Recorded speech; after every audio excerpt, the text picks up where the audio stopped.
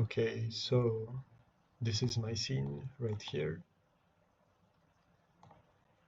I have a water shader, a grass shader, a tree shader, and a bush shader for the few bushes that are here. So first of all, with the grass shader, what it does, basically, you have a gradient that goes on Y, like based on the UVs.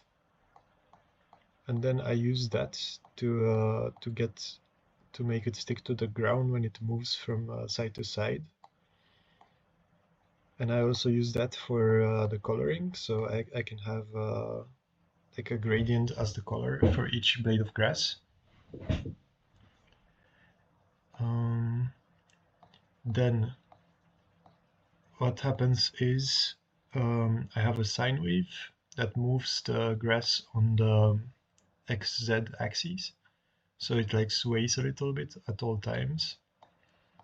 And then like based on this gradient, it stays connected to the ground and sways more or less. You can change it in the editor.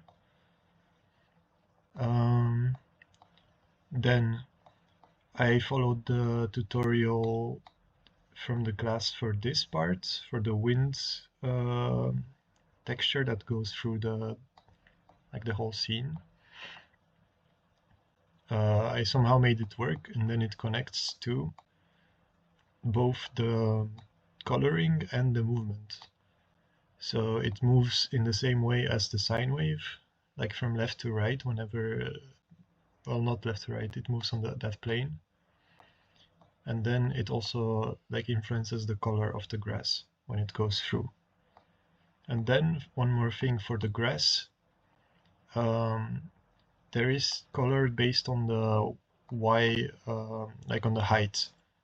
So it's here, it's like brighter than here, for example, because this part is higher on the same grass.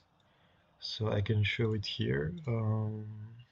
So if I change this color to like red and then change the blend opacity, like this is how it's influenced. So the high points are like less affected by this red color, and then the low points, like it depends completely on heights, like altitude. Next, the tree and bush shader are almost the same as grass. Bush is the same as grass but doesn't have the color height variation based on altitude. And trees have an extra gradient because trees are basically like the way the leaves are connected. They need an extra gradient to go from the bottom to the top of the tree, because otherwise it only does a gradient from the start of the stem to the end of the leaf. So I made this gradient that takes the warp position. And then I also have a water, well, this is a water VFX, like from the waterfall. You put this at the bottom and it just spawns a bunch of particles that spray in front here. And then these are also particles that are bigger, and they're kind of transparent. It's like the foam at the bottom of the waterfall. I can show it here. There it is. And then this water is just a texture that's going like this, and this are the same shader. It's just a different texture and different speed. And it's basically moving. I can set like the direction it's moving and the speed it's moving.